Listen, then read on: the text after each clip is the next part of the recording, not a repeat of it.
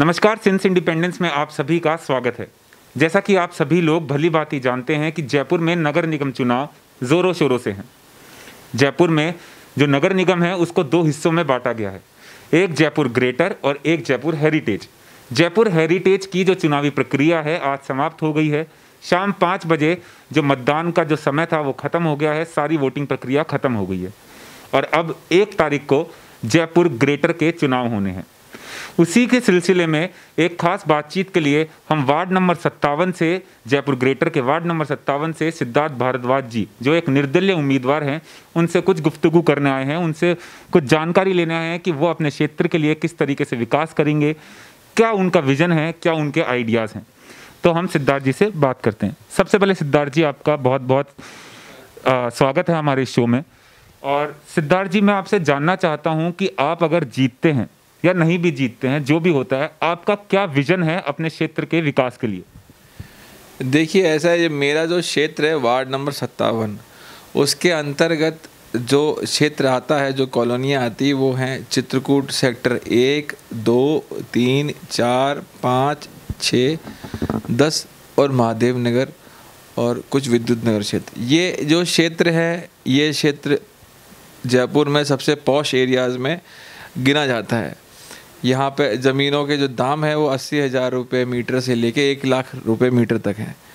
पर पिछले कुछ वर्षों से इसकी जो व्यवस्थाएं हैं वो बिगड़ती जा रही है, दिन ब दिन ख़राब होती जा रही है। कचरे का प्रबंधन ख़राब हो गया है और उसके साथ में यहाँ पे चूहों की समस्या बढ़ती जा रही है और जो हमें जो सुविधाएं दी गई थी सरकार के द्वारा वो हमसे वापस ले ली गई। सड़कें हमारी टूटी फूटी हुई, तो हम एक तरह से कहा जाए तो हम केवल नाम मात्र की एक पॉश कॉलोनी में रहते हैं।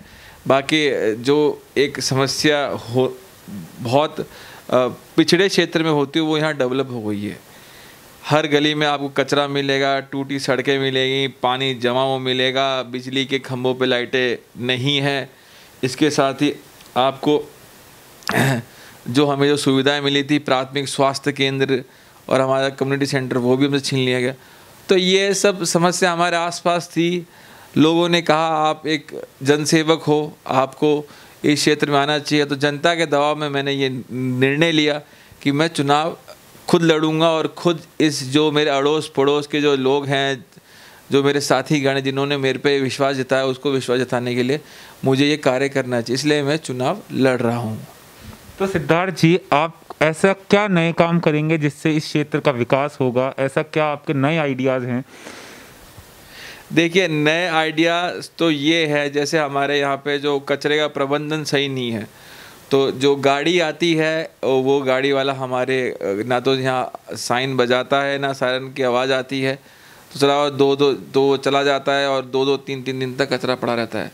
तो मेरी प्राथमिकता ये रही, अगर मैं पार्षद का चुनाव जीतता हूँ और जनता मुझे इस पद पे विराजमान करती है, तो सबसे पहले मैं उस कचरे के प्रबंधन के लिए हर गाड़ी में GPS सिस्टम लगाऊंगा, ताकि हम लोग घर बैठे ट्रैक कर सके कि वो सही में किस गली में काम कर रहे हैं, किस देर तक पहुँचेंगे, ताकि हम उस हिसाब से प्रिपरेशन करें। और दूसरा ये है कि हमारा कचरे का प्रबंधन सही नहीं है, उसी की वजह से हमारे क्षेत्र में चूहों की समस्या बढ़ती जा रही है। अगर कचरा सही जगह पे नहीं जा रहा है तो चूहों के लिए वो फीडिंग फूड बन जाता है और चूहे की जो ग्रोथ है बढ़ रही है, उसकी वजह से हमारे हाउस होल्ड जो चीज़ें उनका नुकसान हो रहा है, पौधों का नुकसान हो रहा है, ज़मीन पोली होती जा रही है और गाड़ियों की बैटरियां तारे वो खा रहे हैं। वो सब कचरे के जो प्रबंधन, खराब प्रबंधन, उसी की वजह से हो रहा है। तो मैं ये, अगर मैं पार्षद बनता हूँ तो उन कचरे का प्रॉपर प्रबंधन कराऊंगा। जो डिस्पोजेबल वेस्ट है उसको डिस्पोज किया जाएगा, जो रीयूजेबल है जिसका हम कंपोस्ट बना सकते हैं, तो हम यहाँ पे मशीनें लगाएंगे ताकि उसी जो हमारा जो वेस्ट है उसी से हम कंपोस्ट बनाएं, खाद बनाएं, जो हमारे पौधों के लिए इस्तेमाल की जा सके। ये आइडिया है। और हमारा यह प्राथमिक स्वास्थ्य केंद्र था जो बंद कर दिया गया है, उसे हम फिर से चालू करवा देंगे। चिकित्सा मंत्री जी से काफ़ी समय से बातचीत भी हुई है, संघर्ष भी किया है, अफसरों से मिला भी हूँ मैं, वो जल्दी मिल जाएगा हमको। और JDA का जो यहाँ पे पृथ्वीराज नगर का जो कैंप ऑफिस था, जो कि हमारा कम्युनिटी सेंटर हुआ करता, जहाँ हम छोटे मोटे अपने कार्यक्रम करते थे। कहीं कहीं लोग तो शादी ब्याह भी करते थे, तो हमें वो सस्ते दामों में मिलता था और हम अपना कार्यक्रम कर लेते थे। और जब से पृथ्वीराज नगर के नियमन के कारण यहाँ पे कैंप ऑफिस बना है, वो हमसे सुविधा छीन ली गई। तो जो घर के घरेलू जो शादी ब्याह जो कार्यक्रम होते हैं वो हमें काफ़ी महंगे गार्डन लेके करने पड़ते हैं। तो प्राथमिकता ये रही, अगर मैं पार्षद बनता हूँ तो जेडीएस से, राजस्थान सरकार से अनुरोध करके अगर वो मान जाते हैं तो उनसे वो कैंप ऑफिस खाली कराकर चित्रकूट की जनता को, वार्ड 57 जनता को वापस दिया जाए। अगर वो नहीं मानते हैं तो जो भी कानूनी कार्रवाई, जिस तरीके का जो कानून संबद्ध, विधि संबद्ध कार्य होंगे वो हम करेंगे और जनता के लिए जो सुविधाएं हैं वो उसे पूरी तरह से दिलाने का प्रयास करेंगे। सिद्धार्थ जी, आपने स्वास्थ्य की बात की अपने बात में, तो स्वास्थ्य इस वक्त सबसे बड़ी समस्या हो गई है इस देश में भी, पूरी दुनिया में भी। जिस तरीके से कोरोना वायरस का पूरी दुनिया में आतंक है, तो आप अपने क्षेत्र में किस तरीके से कोरोना वायरस के मद्देनज़र बचाव रखेंगे, किस तरीके से आप लोगों को जागरूक करेंगे, ये मैं जानना चाहता हूँ। देखिए, कोरोना वायरस से तो पूरा विश्व जूझ रहा है और हमें सबको जो भी सेफ्टी मेजर्स WHO, भारत सरकार, राजस्थान सरकार बताती है वो हम पूर्ण करते हैं। और हमारा क्षेत्र वेल एजुकेटेड क्षेत्र है, यहाँ पे लोग कोरोना वायरस से भली भांति परिचित है और वो उसके मैनेजमेंट के लिए कार्य करते हैं।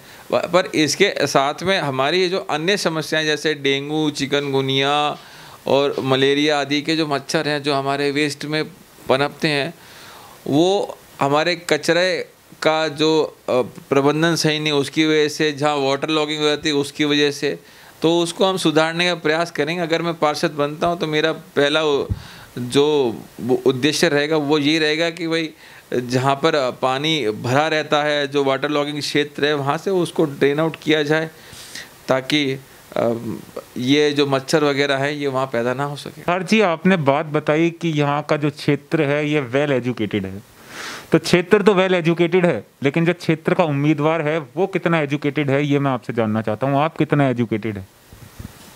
देखिए, बाकी जो साथी प्रत्याशी हैं उनके बारे में तो मुझे जानकारी नहीं है, पर मैंने जितनी शिक्षा दीक्षा ग्रहण करी है वो इन क्षेत्रवासियों के बराबर ही है। मैंने बीटेक मैकेनिकल में किया है, फिर MBA एनर्जी मैनेजमेंट में किया है और LLB किया है। तो मतलब आप अपने ये जो आपने पढ़ाई करी है, आपने जो शिक्षा प्राप्त की है, आप इसका इस्तेमाल लोगों की सेवा के लिए करना चाह रहे हैं? शिक्षा का जो मेन उद्देश्य है वो यही है कि आप नए आइडियाज़ जो हैं, जो आपके पास में जो ज्ञान आपने अर्जन किया है, जो नए आइडिया हैं वो आप जनसेवा में लगाइए और क्षेत्र का विकास कीजिए। पहले वार्ड का विकास होगा, फिर विधानसभा का विकास होगा, फिर भारत का विकास होगा। तो ये प्राइमरी इकाई है और हमें इससे चलना चाहिए। और मैंने ये सोचा कि भाई हमें अपना क्षेत्र, जो हमारे आसपास के जो घर है, तो पहली जिम्मेदारी ये है कि हम उसका सुधार करें, इसलिए ये चुना। तो सिद्धार्थ जी, आप एक युवा नेता हैं, मैं जानना चाहता हूं कि जो राजनीति के अंदर एक युवा उम्मीदवार की जो एंट्री होती है वो होने में बड़ी मुश्किल होती है, बहुत कठिनाइयों से उसको गुजरना पड़ता है। तो आपके दिमाग में ऐसा क्या आया कि मैं राजनीति में उतरना चाहता हूं, मैं लोगों की सेवा करना चाहता हूं? ऐसा क्या कुछ घटना हुई कि आप राजनीति में उतरे और आप लोगों की सेवा करना चाह रहे हैं? देखिए, जो भी क्षेत्र होता है, जैसे आपकी भी लाइन है, उसमें भी काफ़ी संघर्ष है, ग्राउंड पे आप लोग भी काम करते हैं और काफ़ी मतलब हर क्षेत्र में जब जाएंगे आपको शुरुआत में संघर्ष करना मिलेगा और वो होता है, वो एक प्रोसेस है। अब युवाओं के बारे में आप बात कर रहे हैं तो मैं आपको एक बात कहना चाहूँगा कि जो देश है भारत, इसका जो 55 करोड़ लोग हैं वो युवा हैं और युवा जो है वो इस देश का भाग्य बदल सकते हैं। आने वाले 25 साल जो हमारी ये जनरेशन है वो युवा रहेगी और हमें इस देश को मजबूत जगह लेके जाना है।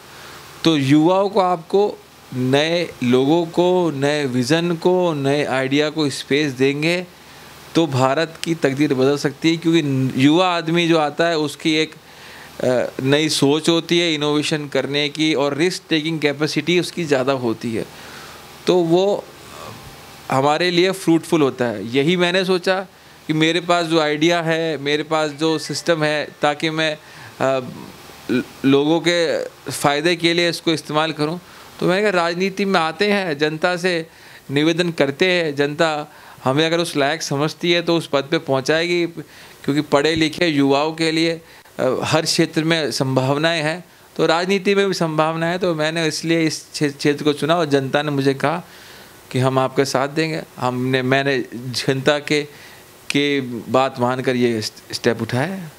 सिद्धार्थ जी, एक सवाल और मैं आपसे करना चाहता हूँ कि जिस तरीके से मैंने देखा है कि लोगों में जो जनता है उनके दिमाग में एक चीज़ रहती है, वो हमेशा किसी ना किसी उम्मीदवार को बोलते ही हैं वोट मांगने जाता है तो कि आप वोट मांगने आते हैं और वोट लेकर जीतने के बाद आपकी शक्ल भी नहीं दिखती, आप दोबारा दिखते ही नहीं है।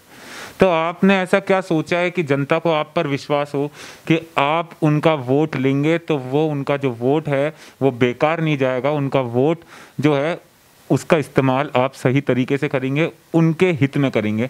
तो ऐसा क्या है कि आप जनता को विश्वास दिलाएंगे कि आप जीतने के बाद में जनता आपको वोट देती है तो उसके बाद भी आप जनता के बीच ही रहेंगे?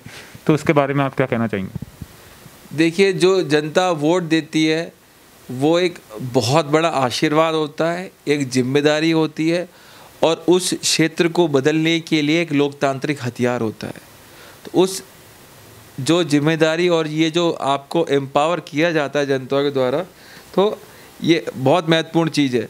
अब क्या है कि हाँ, ये मैंने भी सुना है और कई लोगों को मैंने देखा भी है कि वोट के बाद नहीं आते हैं, पर मेरी प्राथमिकता ये रहेगी कि मैं मेरे क्षेत्र की जनता के बीच में 24 घंटे रहूं और मेरे से जो कुछ हो सकता है वो मैं करूं। मैं युवा हूं, सोशल मीडिया के सारे टूल्स पे उपलब्ध हूं, इसलिए मैं ये कहना चाहूँगा कि अगर मैं पार्षद बनता हूं तो मेरे क्षेत्र की जनता मुझसे किसी भी प्रकार से कभी भी मेरे से संपर्क में रह सकती है। अगर मैं पार्षद बनूंगा तो एक सिटीज़न फैसिलिटेशन सेंटर बनाऊंगा, ताकि वहाँ पे एक 24 घंटे का एक कॉल सेंटर हो। उनकी समस्याएं, वहाँ जो भी समस्या है जो नगर निगम के कार्य क्षेत्र में आती है वो वहाँ पहुँचे और उसका मेरे पास में आए, ताकि मैं उसका सुचारू रूप से निष्पादन कर सकूं और उनसे कंटिन्यूअस कनेक्शन हम बांध के रखेंगे।